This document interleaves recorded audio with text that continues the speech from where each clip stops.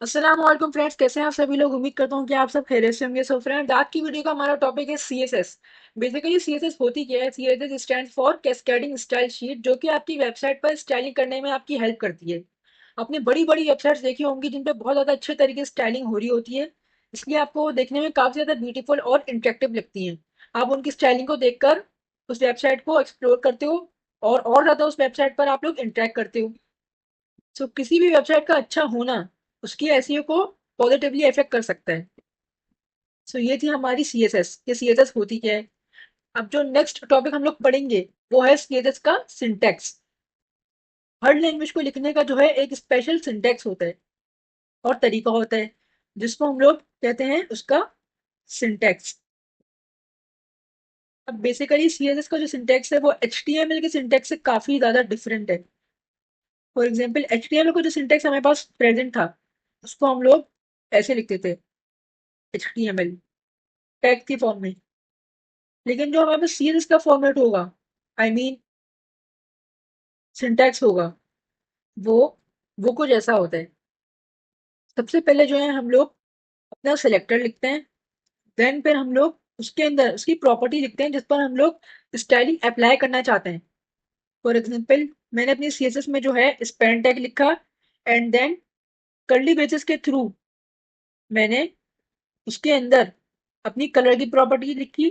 And then colour की property लिखने के बाद मैंने उसका कलर जो है ग्रे दे दिया, कि जो मेरे स्पेन टैग था उसके टेक्स्ट का कलर ग्रे हो जाए। और जो कलर मैंने दिया ये उसकी प्रॉपर्टी थी। सिंपल। तो ये था हमारा सीएस का सिंटेक्स। अब सीएस को परफॉर्म करने की तीन टाइप्स होती हैं।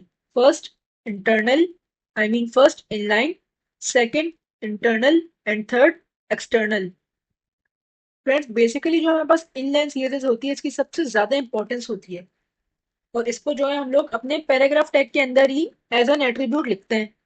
फॉर एग्जाम्पल अगर मुझे किसी टैग के अंदर सीएसएस परफॉर्म करनी है तो सिंपली मैं उस टैग, सबसे पहले हम लोग लिखेंगे अपना स्टाइल का एट्रीब्यूट। देन हम इक्वल्स टू डालकर उस एट्रीब्यूट के अंदर लिखेंगे डबल कोट्स के थ्रू अपनी कलर प्रॉपर्टी। एंड देन हम उसका कलर रेड कर देंगे। हम कॉलर्स डालेंगे एंड कॉलर्स के बाद हम लोग उस कलर का नाम लिखेंगे जो कि है रेड। सो ये थी हमारी इनलाइन सीएसएस। अब जो सेकंड सीएसएस की टाइप है वो है इंटरनल सीएसएस। फ्रेंड्स, बेसिकली जो हमारे पास इंटरनल सीएसएस होती है इसको हम अपनी फाइल के अंदर ही परफॉर्म कर रहे होते हैं, लेकिन इसको हम एचटीएमएल के एक टैग के थ्रू परफॉर्म करते हैं जिसको हम लोग कहते हैं स्टाइल टैग। अब बेसिकली जो टैग होता है इसको आप लोग अपने हेड के टैग के अंदर ही यूज करते हैं। फॉर एग्जाम्पल सबसे पहले मैंने अपने हेड के टैग के अंदर टाइटल टैग के बाद स्टाइल टैग लिखा। एंड देन मैंने अपना सेलेक्टर लिखा जो कि था स्पेन। मुझे स्पेन टैग के ऊपर अपनी स्टाइलिंग अप्लाई करनी है। देन मैंने कर्ली ब्रेसेस ओपन किए एंड देन क्लोज किए। एंड देन उन कर्ली ब्रेसेस के अंदर मैंने अपनी कलर प्रॉपर्टी लिखी। एंड देन उसको मैंने ग्रे कर दिया। किसी भी चीज की डिफॉल्ट कलर जो होती है, आई मीन जो उसका डिफॉल्ट टेक्स्ट कलर होता है वो ब्लैक होता है, लेकिन मैंने यहाँ पर स्पेन टैग का जो कलर था उसको मैंने ग्रे कर दिया। सो ये थी हमारी इंटरनल सीएसएस जिसकी वैल्यू सेकंड नंबर पर होती है। जो हमारी सीएसएस की फाइल है या जो हमारा सीएसएस की लैंग्वेज है वो उसको सेकंड नंबर पर इंपॉर्टेंस देती है। अब ये इंपॉर्टेंस है क्या, किस चीज की इंपॉर्टेंस की मैं यहाँ पर बात कर रहा हूँ, ये मैं आपको आगे चलकर बताऊंगा। देन यहाँ पर जो उसकी थर्ड टाइप है वो है एक्सटर्नल सीएसएस, जो कि एक्सटर्नल फाइल बनाने से परफॉर्म होती है। सिंपली हम यहाँ पर अपने विजुअल स्टूडियो में आएंगे, बॉयलरप्लेट कोड जनरेट करेंगे, हम नई फाइल बनाएंगे स्टाइल डॉट सीएसएस के नाम से। पहले से बनी है, इसको मैं रिमूव कर देता हूँ। एक नई फाइल बनाऊंगा style dot CSS. Basically CSS जो है इस फाइल की एक्सटेंशन है, इसको आप लोग चेंज नहीं कर सकते। हाँ, लेकिन डॉट सीएसएस से पहले जितना भी कंटेंट है उसको आप लोग कुछ भी चेंज कर सकते हैं। फॉर एग्जाम्पल मैं लिख देता हूँ ALSDD, जो भी मैंने यहाँ पर लिखा, लेकिन आपको इसको अपनी यूआरएल के अंदर पुट करना होगा। जो हम लिंक रिलेशन यहाँ पर डालेंगे index dot H T M L की फाइल को सीएसएस से कनेक्ट करवाने के लिए, उसका लिंक हमें अपनी फाइल के अंदर ही टैग के थ्रू देना पड़ता है। वो हम लोग आगे पढ़ेंगे। सो अभी एज अ बिगनर हम लोग इसका नाम स्टाइल रखेंगे, लेकिन जैसे जैसे हम लोग आगे प्रोफेशनल काम करते जाएंगे हम वहाँ स्टाइल की जगह कुछ और नाम भी यूज कर सकते हैं। तो ये थी हमारी एक्सटर्नल चीज़ है जो कि एक एक्सटर्नल फाइल के अंदर परफॉर्म हो रही होती है। अब फ्रेंड्स यहाँ पर हमने 2 टॉपिक्स जो है अपने सीएसएस के कवर कर लिए हैं। जो पहला टॉपिक था वो था व्हाट इज सीएसएस। सीएसएस होती क्या है? CSS stand for cascading style sheet. ये मैंने आपको डिफाइन कर दिया। और बेसिकली सीएसएस का सिंटैक्स क्या होता है वो भी हमने पढ़ लिया कि जो सिंटैक्स है सबसे पहले हम लोग उसका सेलेक्टर लिखते हैं। देन हम लोग कर्ली ब्रेसेस डालकर प्रॉपर्टी का नाम लिखकर उसकी प्रॉपर्टी चेंज कर देते हैं। कलर है तो कलर हमने रेड कर दिया, बैकग्राउंड है तो बैकग्राउंड भी हमने ब्लू कर दिया। ये सीएसएस का सिंटैक्स होता है। अभी थर्ड टॉपिक है हमारा, वो है सीएसएस की कलर प्रॉपर्टी। अब जो मैं प्रॉपर्टी की बात कर रहा था वो हम यहाँ पर इम्प्लीमेंट करेंगे। सबसे पहले हम लोग विजुअल स्टूडियो पर आएंगे। देन हम लोग बॉयलरप्लेट कोड जनरेट करेंगे, fresh boilerplate code. And then हम लोग यहाँ पर कलर प्रॉपर्टी लिखेंगे, पैराग्राफ टैग। एंड देन इसके अंदर मैं लिखूंगा my CSS paragraph. And then मैं इसके अंदर स्टाइल का एट्रीब्यूट दूंगा क्योंकि अभी हम लोग इनलाइन सीएसएस करेंगे। देन स्टाइल का एट्रीब्यूट देने के बाद इसके अंदर मैं इसका कलर कर दूंगा, कलर प्रॉपर्टी रेड। अगर मैं अपना आउटपुट व्यू करूं लाइव सर्वर, तो आप लोग देख सकते हैं जो मेरा पैराग्राफ था इसका कलर रेड हो चुका है। ये थी हमारी सीएसएस की कलर प्रॉपर्टी।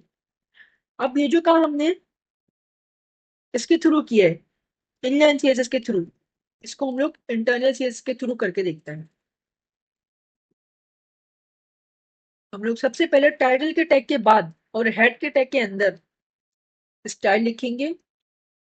एंड देन इस स्टाइल टैग के अंदर हम लोग अपने सेलेक्टर लिखेंगे जो कि है पैराग्राफ, क्योंकि हमें अपने पैराग्राफ टैग पर स्टाइलिंग करनी है। देन हम इसका कलर कर देंगे blue. Copy, paste, paste and paste. अब फ्रेंड्स यहाँ पर आप लोग देख सकते हैं मैंने अपने मल्टीपल पैराग्राफ यहाँ पर कॉपी पेस्ट कर दिए हैं। अभी जो मैंने पैराग्राफ को कलर ब्लू असाइन किए, ये मेरे सारे के सारे पैराग्राफ का जो कलर है वो ब्लू कर देगा। मैं अपना आउटपुट व्यू करता हूँ, डॉक्यूमेंट में जाएंगे तो ये आप लोग मेरा आउटपुट व्यू कर सकते हैं कि जितने भी पैराग्राफ मैंने सीएसएस के अंदर लिखे थे वो सारे के सारे ब्लू कलर के अंदर आ चुके हैं। अब इस काम को हम लोग एक्सटर्नल सीएसएस के थ्रू परफॉर्म करके देखते हैं।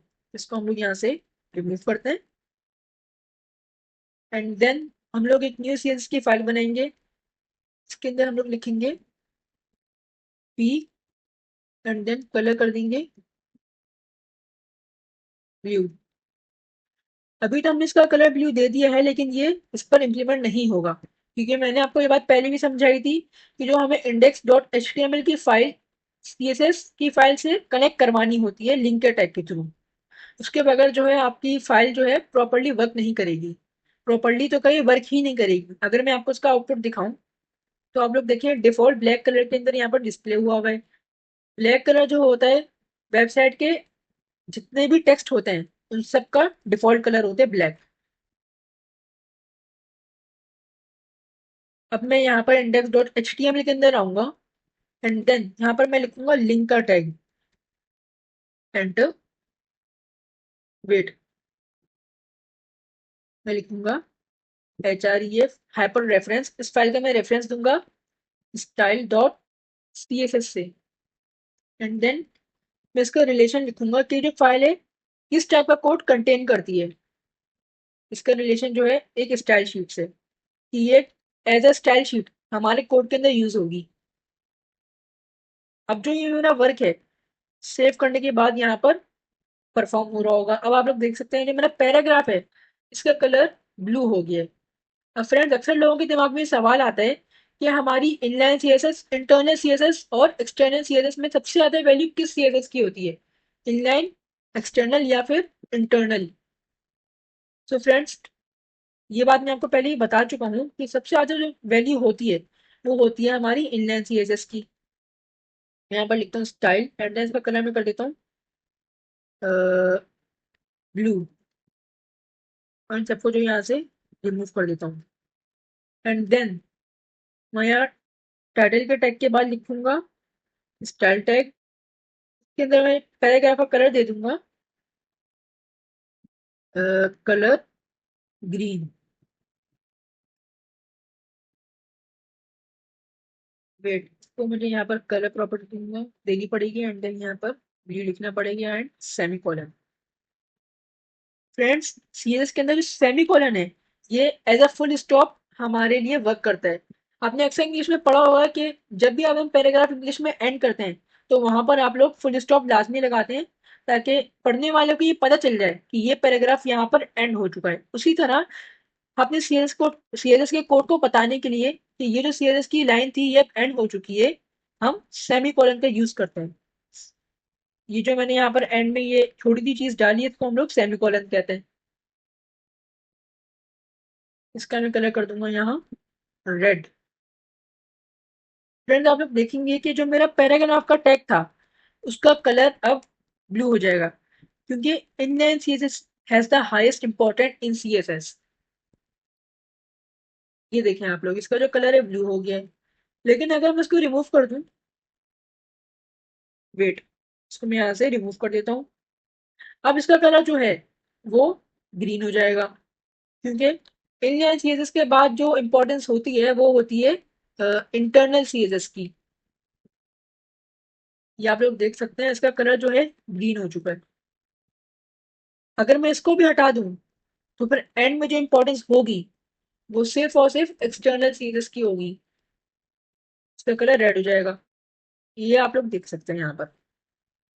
फ्रेंड्स, अब जो दूसरा सवाल आप लोगों के माइंड्स में आएगा वो ये होगा कि इंडस्ट्री में जब भी हम लोग काम करने के लिए जाएंगे वहां पर हम लोग इनलाइन, इंटरनल या फिर एक्सटर्नल सीरीज परफॉर्म करेंगे, कौन सी चीजें हम लोग परफॉर्म करें। तो जब भी आप लोग बड़ी बड़ी इंडस्ट्रीज में काम करने के लिए जाएंगे वहां आप लोग बड़ा बड़ा कोड लिखेंगे, और जब भी आप स्टाइलिंग करेंगे इनलाइन सीरीज के थ्रू तो आप लोगों को बहुत सारी प्रॉब्लम्स को फेस करना पड़ेगा। फॉर एग्जाम्पल, आपने एक बार किसी पैराग्राफ का कलर जो है रेड कर दिया, लेकिन सामने वाला आपसे बोले कि इसका कलर रेड नहीं, इसका कलर मुझे ब्लू चाहिए था, तो आप इतने सारे कोड के अंदर क्या सिर्फ इस एक लाइन को ढूंढ पाएंगे? अगर ढूंढ पाएंगे तो वेरी वेल, लेकिन एक प्रोफेशनल बंदा जो है अपने टाइम को बचाने के लिए एक्सटर्नल सीएसएस का यूज करता है। इसलिए हम लोग भी अपनी फाइल के अंदर एक्सटर्नल सीएसएस का यूज करेंगे, क्योंकि इंडस्ट्री के अंदर अगर आपको अपना टाइम बचाना है और छोटी छोटी चीजें ढूंढने से बचना है, सो बेसिकली आप लोग एक्सटर्नल सीएसएस को यूज करेंगे। अब फ्रेंड, ज्यादातर लोग ये पूछेंगे कि हम लोग कंट्रोल एफ करके भी तो उस लाइन को सर्च कर सकते हैं, लेकिन ऐसा नहीं होगा, क्योंकि आपके जितने भी पैराग्राफ टैग होंगे, for example style equals to colour red,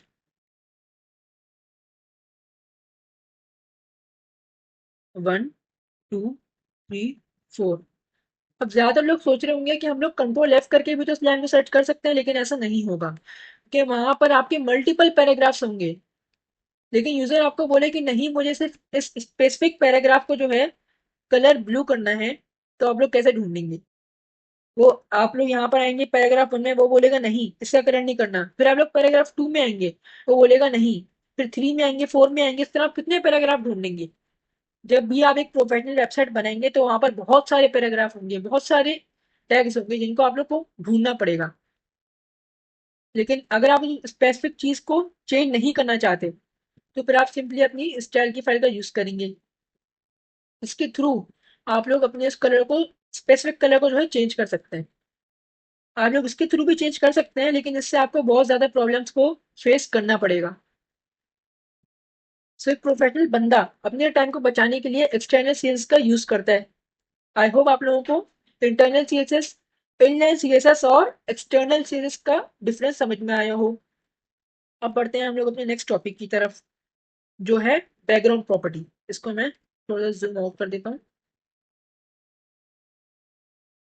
Excel draw. फिर जो हमारा नेक्स्ट टॉपिक है वो है बैकग्राउंड प्रॉपर्टी।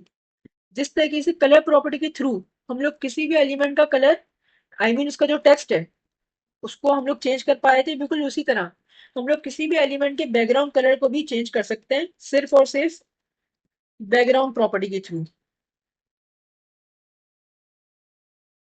मैं यहाँ पर इनसाइड लाइन्स को कट कर देता हूँ और इनलाइन सीएचएस को भी यहाँ से हटा दूंगा। क्या हम लोग सिर्फ और सिर्फ एक्सटर्नल सीएचएस को यूज करेंगे।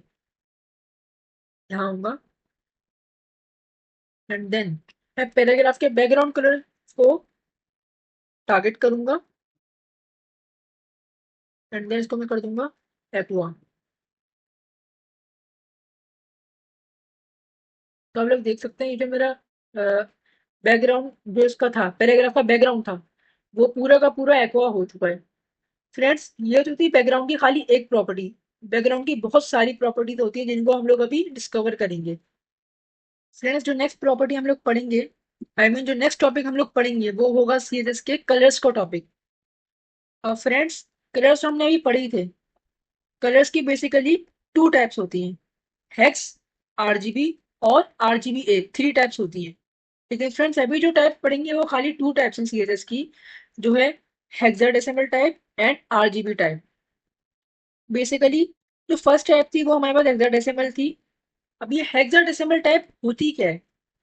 फ्रेंड्स, हेक्साडेसिमल के अंदर जो हमारे पास हेक्स का वर्ड है उसका मैथमेटिकल मतलब होता है 6, और जो डेक है उसका मतलब होता है 10, जो कि यहाँ पर मैंने लिखा हुआ है।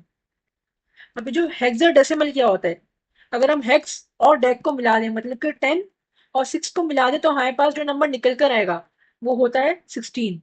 इसका मतलब है 16 डिजिट्स। फ्रेंड, बेसिकली हमारे पास जो है नंबर सिस्टम की टू टाइप्स होती हैं, एक होती है बाइनरी और जो दूसरी होती है वो होती है डेसिमल। अब बेसिकली बाइनरी जो होती है उसके अंदर दो डिजिट्स होते हैं, 1 और 0, जो कि हमारी मशीन लैंग्वेज यूज करती है। और जो डेसिमल है, डेसिमल के अंदर होते हैं 1 से लेकर 10 तक डिजिट्स। वेट, इसको मैं कॉमन में डाल देता हूँ, 1 से लेकर 10 तक के डिजिट्स, इसलिए हम इसको डेसिमल कहते हैं। जो डेक है हमारे पास डेसिमल का, उसका मतलब होता है 10, और जो बाइनरी का हमारे पास बाय है उसका मतलब होता है 2। ये 1 और ये 2। फ्रेंड्स, ये तो थे हमारे पास टू बेसिक नंबर सिस्टम। अब जो हमारे पास तीसरा एडवांस नंबर सिस्टम आता है वो होता है हेक्साडेसिमल नंबर सिस्टम, और ये नंबर सिस्टम सीएस के अंदर यूज होता है। फ्रेंड्स, शुरू के जो 10 नंबर्स थे वो तो हमारे पास 1 है, 2 है, 3 है, 4, 5, 6, 7, 8, 9 एंड 0।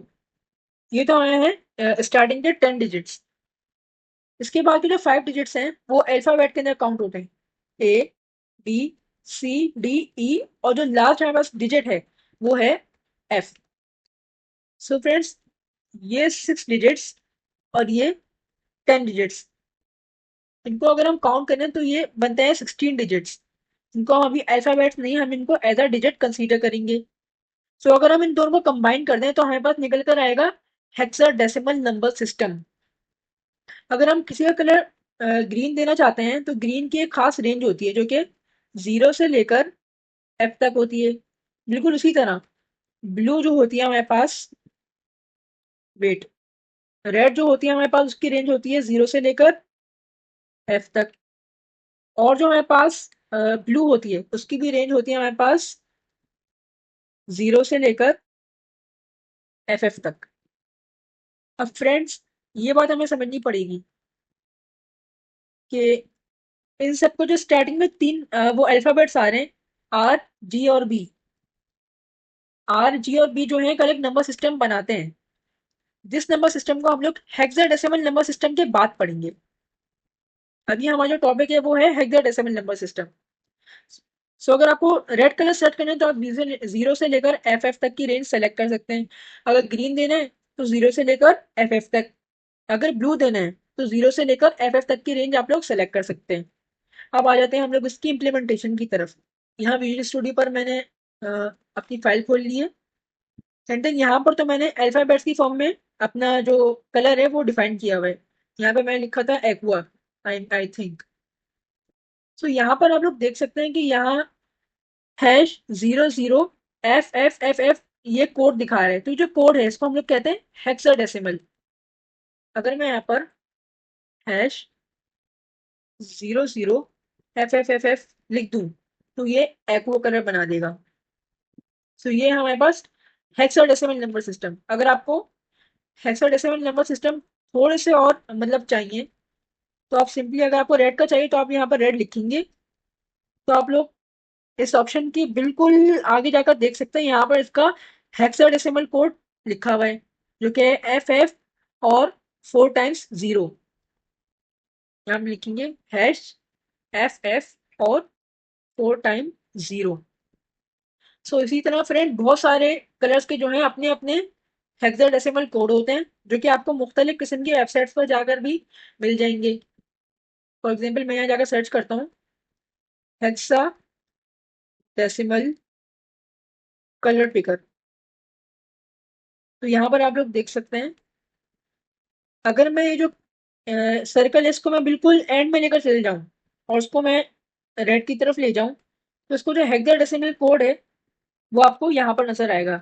ये देखें, ये आप लोग देख सकते हैं, ये जो कोड लिखा हुआ है ये इसका हेक्साडेसिमल कोड है। उसी तरह अगर मैं थोड़ा सा पिंक शेड में लेना चाहूँ इस कलर को, तो इसका भी हेक्साडेसिमल कोड यहाँ से आप लोग कॉपी करके विजुअल स्टूडियो कोड के अंदर लाकर यहाँ पेस्ट कर सकते हैं। इसी तरह हमारे पास बहुत सारे हेक्साडेसिमल नंबर सिस्टम डिफाइन होते हैं। अगर आपको और ज़्यादा कोड्स कॉपी करने हैं, तो आप simply hexadecimal colour picker search करेंगे और यहाँ पर आपके पास गूगल का अपना हेक्साडेसिमल कलर पिकर यहाँ पर ओपन हो जाएगा। और यहाँ पर जो भी कलर चाहिए आपको, यहाँ से आप लोग वैल्यूज सेलेक्ट करके इस तरीके से अपना कलर जो है कॉपी करके अपने कोड के अंदर यहाँ पर पेस्ट कर सकते हैं। सो फ्रेंड्स, ये तो था हमारा हेक्साडेसिमल नंबर सिस्टम। अब जो third type of number system हम लोग पढ़ेंगे, आई मीन सेकंड टाइप, वो होगी RGB, red green and blue number system, I mean colour system. हम यहाँ एक्सेल ड्रॉपर आएंगे, इसको मैं इरेज करता हूँ, बल्कि अगले पेज से काम शुरू कर देता हूँ। फ्रेंड्स, जो हमारा नेक्स्ट टॉपिक है वो है हमारा आरजीबी कलर सिस्टम। अब फ्रेंड्स, बेसिकली ये आरजीबी कलर सिस्टम होता क्या है? आरजीबी कलर सिस्टम जो है तीन कलर से मिलकर बना है। एक है आर, सेकंड कलर पहला है रेड, सेकंड कलर है हमारे पास ग्रीन, और जो थर्ड कलर है हमारे पास वो है ब्लू। तो इन तीन कलर से मिलकर हमारे पास एक कलर सिस्टम बनता है, जिनको हम लोग कहते हैं आरजीबी कलर सिस्टम। फ्रेंड्स, यहाँ मैं थोड़ी सी जनरल नॉलेज की बात करना चाहता हूँ कि अगर हम लोग रेड और ब्लू को आपस में मिलाएं, तो हमारे पास एक कलर निकल कर आएगा पर्पल। बिल्कुल उसी तरह हम लोग अगर येलो बनाना चाहें, तो रेड को थोड़ा सा ऑरेंज शेड में करके, आई मीन अगर हम लोग येलो कलर बनाना चाहें, तो रेड को येलो में अगर हम लोग मिक्स करेंगे तो हमारे पास ऑरेंज निकल कर आ जाएगा। और जितने भी हम लोग कलर्स बना रहे हैं, सिर्फ तीन कलर्स की टैब से मिलकर बने, रेड ब्लू और ग्रीन, जो कि प्राइमरी कलर्स हैं। अगर मैं यहाँ पर सर्च करूँ आरजीबी सिस्टम एंड यहाँ इमेजेस में अगर आप लोगों को समझाऊं, तो फ्रेंड्स यहाँ पर आप लोग इस इमेज के थ्रू समझ सकते हैं कि अगर हम रेड और ग्रीन को मिलाएं तो हमारे पास येलो आएगा, रेड ब्लू को मिलाएं तो मैजेंटा, और इन तीनों कलर्स को अगर हम लोग मिला दें तो हमारे पास व्हाइट कलर आ जाएगा। ये कहलाता है हमारा आरजीबी कलर सिस्टम। और जो रेड की रेंज होती है हमारे पास, वो होती है 0 से लेकर 255 तक नंबर्स में। और जो ब्लू की रेंज होती है वो भी 0 से लेकर 255। और जो हमारे पास रेड ब्लू और ग्रीन का, जो हमारे पास ग्रीन की रेंज होती है, वो भी 0 से लेकर 255 तक होती है। फ्रेंड्स, ये था हमारा आरजीबी कलर सिस्टम। इसको हम लोग इम्प्लीमेंट करके देखते हैं। यहाँ पर आएंगे। फ्रेंड्स, अगर आपको किसी भी जो है कलर का आरजीबी सिस्टम निकालना हो, तो बेसिकली ये कलर का जो आपको बॉक्स दिख रहा है, इस पर आप लोग हवर करेंगे तो आपके पास इतना बड़ा जो है ड्रॉप डाउन आ जाएगा। सो सिंपली आप यहाँ पर शेड सेलेक्ट कर सकते हैं, इसकी ओपेसिटी है, एंड देन आप इसको ऊपर नीचे करके अपने शेड को एडजस्ट कर सकते हैं। एंड देन इसका जो है यहाँ से आप लोग आरजीबी कलर निकाल सकते हैं। ये जो हेक्साडेसिमल आ गया हमारे पास। सबसे पहले हम लोग लिखेंगे आरजीबी, एंड देन इसको हम लोग देंगे 0 0 0 0। तो डिफॉल्ट कलर तो हमारे पास जो होता है वो होता है ब्लैक। अगर मैं इसको दे दूं, वेट, व्हाइट का कोड मुझे यहाँ पर सर्च करना पड़ेगा।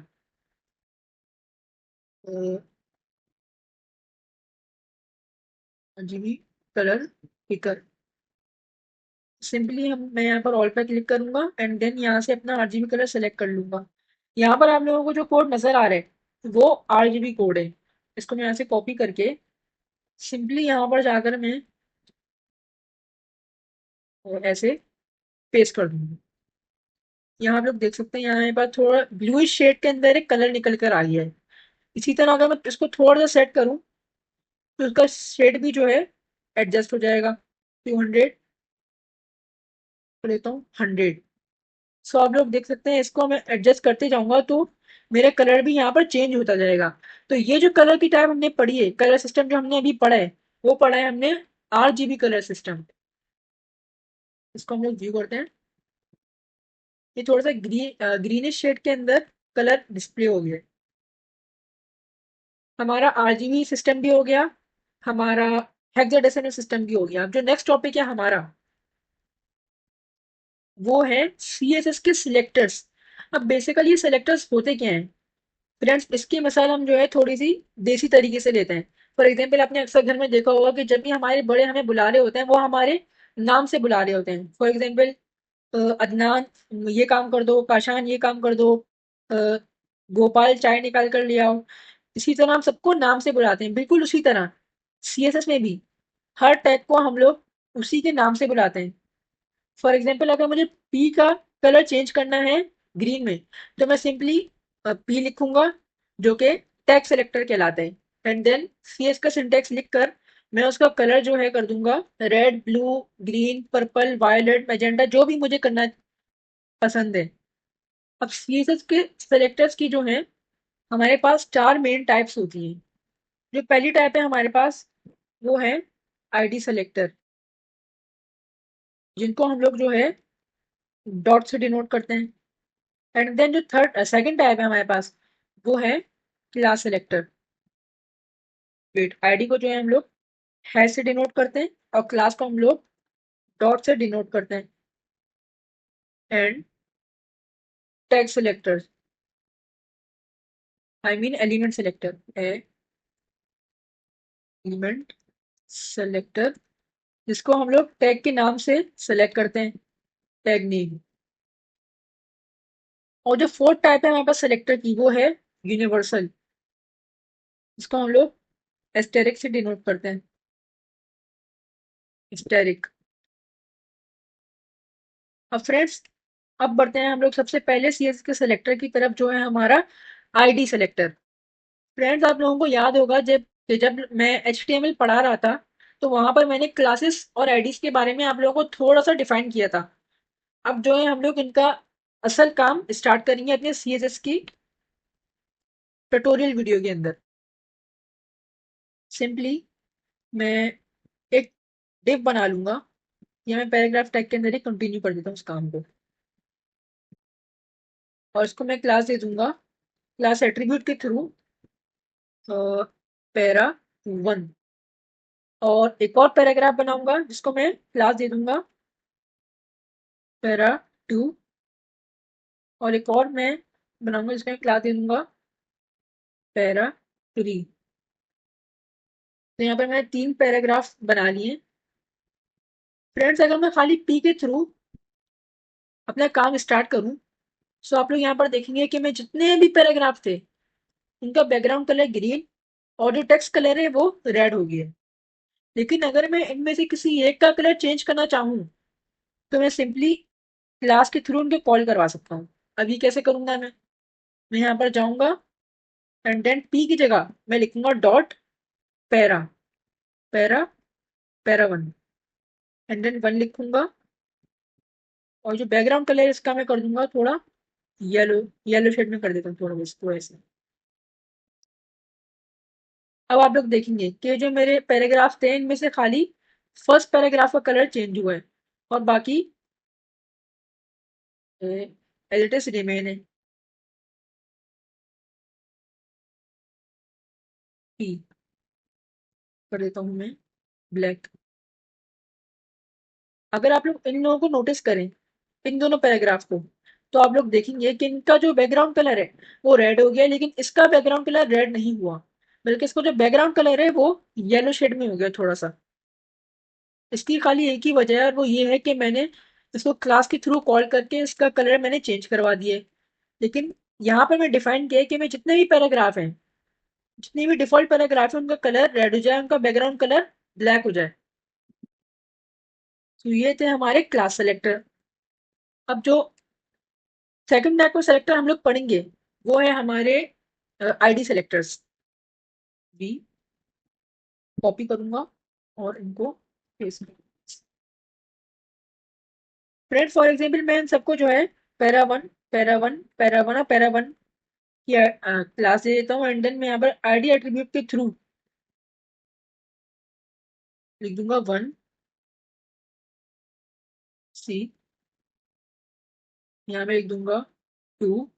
तो यहाँ मैं सबको जो है अपनी अपनी इनकी आईडीज दे दी हैं, असाइन कर दी हैं, और इनकी जितनी भी क्लासेस के नेम है वो सारे सेम है। अब आप लोग नोटिस करेंगे कि जो डॉट पैरा वन जिन जिन की क्लास थी वो सारे उन सबका जो है बैकग्राउंड कलर और कलर रेड और ग्रीन हो जाएगा। वेट, ये देखें आप लोग, इनका जो बैकग्राउंड कलर और कलर है वो रेड और ग्रीन हो गए। ये देखें आप लोग। फ्रेंड्स, ये जो अभी मेरे पास एरर आया था ये मैंने आपको पहले भी बताया, ये कोई एरर नहीं है, लेकिन ये खाली रिफ्रेश का एक छोटा सा एरर होता है, जिस पर आपको आप लोगों को घबराना नहीं है, सिर्फ और सिर्फ रिफ्रेश करना है और वो एरर चला जाएगा। अगर वो एरर तब भी नहीं जाए तो सिंपली आप लोग अपने VS कोड के अंदर जाएंगे और जो काम आप लोगों ने परफॉर्म किया उसको सिंपली आप लोग सेव कर देंगे, बस। अब आप लोग देखेंगे कि जो मैंने डॉट पैरा वन लिखा था उन सबका बैकग्राउंड कलर ग्रीन और जो टेक्स्ट कलर था वो रेड हो गया है, क्योंकि मैंने सबको जो पैरा वन की क्लास दी थी। लेकिन अगर मैं लिखूं कि जिसका कलर जिसकी आईडी 1 थी उसका कलर ब्लू हो जाए, और जिसकी आईडी 2 थी उसका कलर सिल्वर हो जाए, जिसकी आईडी 3 थी। फ्रेंड्स, यहाँ मैंने सबको अलग अलग कलर जो है असाइन कर दिए हैं। अब अगर आप लोग देखेंगे तो आईडी 1 की कलर ब्लू हो जाएगी, आईडी 2 की कलर सिल्वर, 3 की गोल्ड और 4 की जो है एज्योर हो जाएगी। अगर मैं इसको रिफ्रेश करूं, वेट, मैं अगर इनको नंबर्स की जगह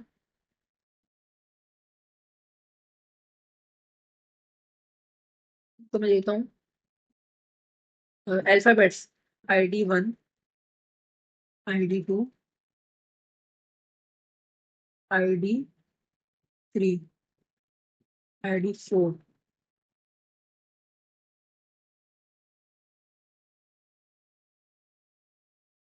वेट, अच्छा फ्रेंड्स, हम लोगों ने नंबर्स में आईडी दी थी तो वो वैलिड नहीं थी, इसलिए ये जो है इनका कलर भी थोड़ा सा डार्क रेड हो रहा था। लेकिन अगर अब मैं इनका आउटपुट देखना चाहूँ तो यहाँ पर आप लोग देख सकते हैं कि इन सब का कलर सेपरेटली डिफरेंट हो गया है। इसका गोल्डन, इसका एजियोर, इसका सिल्वर और इसका रेड हो गया है।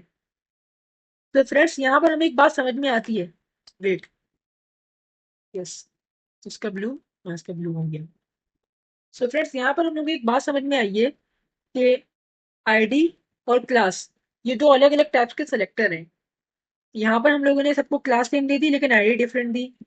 अगर हम पैराग्राफ आई मीन सेलेक्टर एक ही इस्तेमाल करते जो हमारा एलिमेंट सेलेक्टर था, अगर क्लास हटा दूं मैं,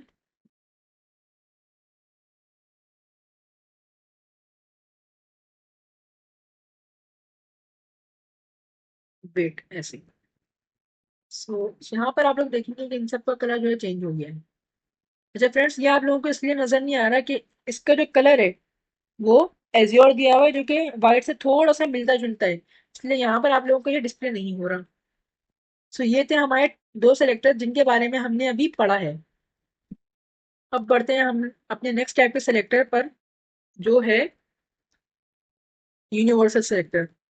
बेसिकली जो यूनिवर्सल सेलेक्टर है ये किस लिए इस्तेमाल होता है हम यहाँ पर समझेंगे। सबसे पहले हम लिखेंगे एस्टेरिक सिंबल एंड देन हम देंगे बैकग्राउंड कलर। यस, इसका मतलब है कि मैं जितने भी एलिमेंट्स हैं, जितने भी, चाहे वो बॉडी हो, हेड हो, एचटीएमएल हो, जितने भी एलिमेंट्स हैं हमारे पास, पैराग्राफ हो, स्पैन हो, सबका जो है बैकग्राउंड कलर ये मैरून शेड का हो जाए। इसका हैश कोड है FF और 4 टाइम्स 0। तो यहाँ पर आप लोग देखेंगे कि जितने भी एलिमेंट्स थे उन सबका कलर जो है रेड हो गया है, क्योंकि मैंने यहाँ पर यूनिवर्सल सेलेक्टर का यूज किया है। बेसिकली यूनिवर्सल सेलेक्टर जो है आपके सारे के सारे एलिमेंट्स, जितने एलिमेंट्स आपके वेब पेज पर प्रेजेंट होते हैं, उन सबका बैकग्राउंड कलर जो है रेड में चेंज कर देता है। या फिर आप कोई और सी प्रॉपर्टी इस्तेमाल कर सकते हैं, for example universal colour blue, universal colour इस तरह की येलो, यूनिवर्सल कलर ब्लू। इससे जो है जितने भी एलिमेंट्स हैं आपके वेब पेज पर, उन सबका जो बैकग्राउंड कलर होगा ब्लू, येलो, सिल्वर, जो आप लोग चाहें वो हो सकता है। सो फ्रेंड्स, ये था हमारा आज की वीडियो का टॉपिक। उम्मीद करता हूँ कि आपको हमारी आज की वीडियो पसंद आई हो। वीडियो को लाइक करें, शेयर करें, हमारे चैनल को सब्सक्राइब करें।